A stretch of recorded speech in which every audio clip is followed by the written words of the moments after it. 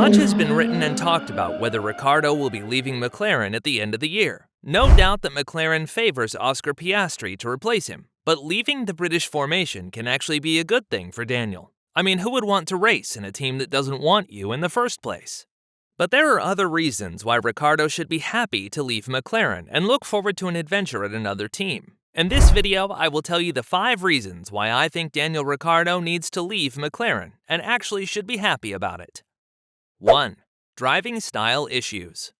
Ricciardo can't seem to adjust his driving style to maximize the performance out of the McLaren MCL36. Daniel has repeatedly complained about the lack of front grip and understeer. Moreover, the car is not stable in the slow and medium-speed corners. So what is Ricciardo's driving style? Although many remember the Honey Badger as a late braker, his driving style is actually quite the opposite. He only brakes late when he has to overtake someone, but under normal conditions, Ricciardo brakes earlier compared to other drivers. However, a requirement with this driving style is that the car has great front grip and rotation.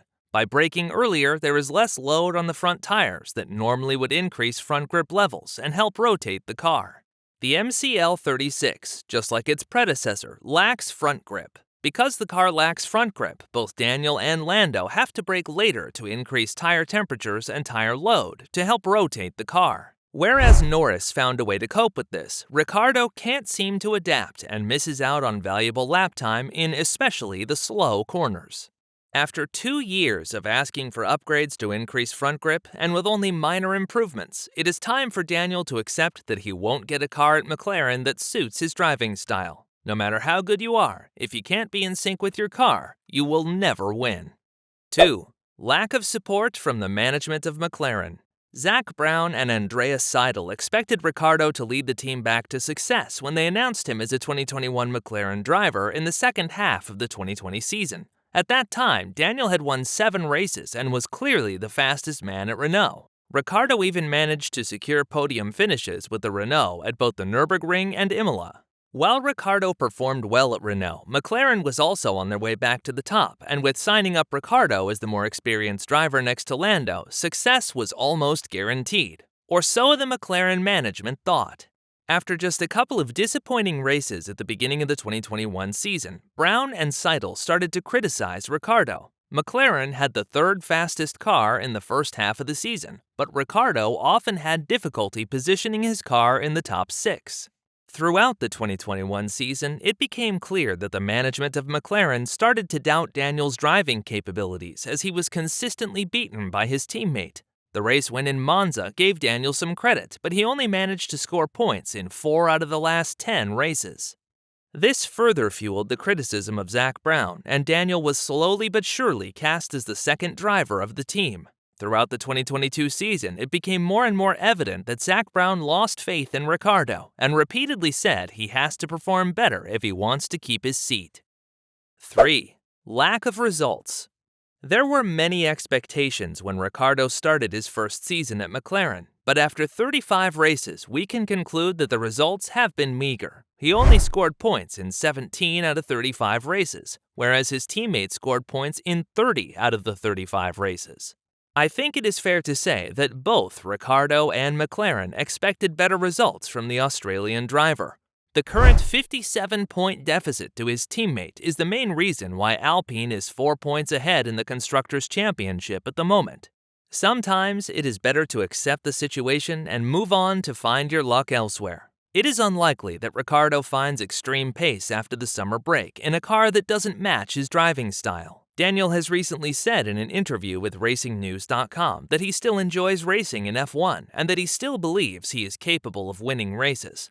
Although Ricciardo managed to win 1 race with McLaren, his recent lack of results has shown that it is time to accept the situation and move on. 4. McLaren is slow to develop their car. It is unbelievable that the team out of Woking can't develop a car that is to the liking of any of their drivers. Both Lando and Daniel has been complaining about a lack of front grip and instability of the car in the corners. Most of the 2021 resources were put to develop the new 2022 car, which would see the biggest change in regulations in over 40 years.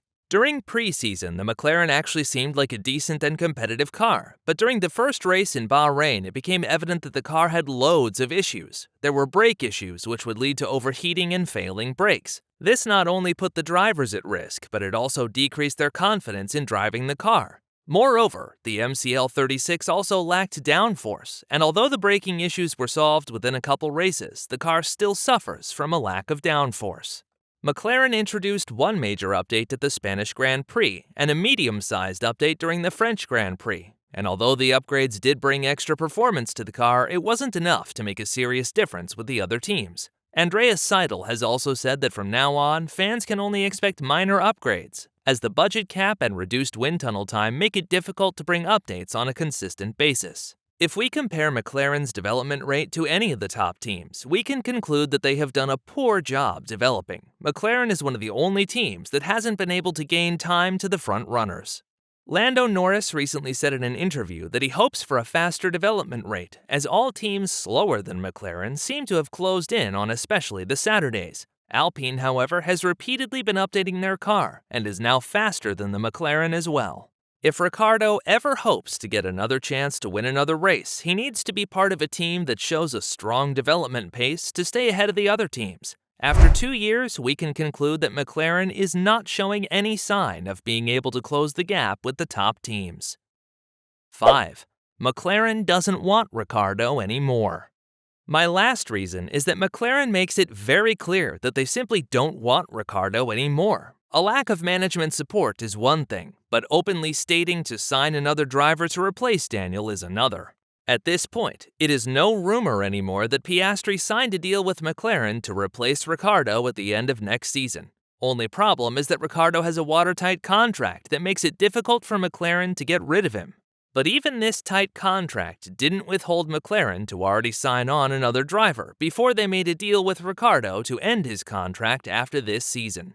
The current situation shows a clear lack of faith the McLaren management has in Ricciardo and is in some ways also disrespectful. One can obviously argue that there is no such thing as respect or loyalty in F1, but to me, it does feel a bit wrong.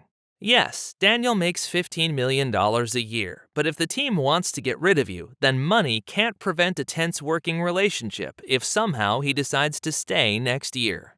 These are the 5 reasons why I think Ricciardo needs to leave McLaren at the end of next year.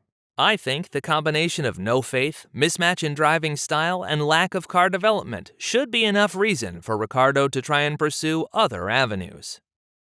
Do you think Ricciardo should leave McLaren? What team would be best for him? Let me know in the comments section below.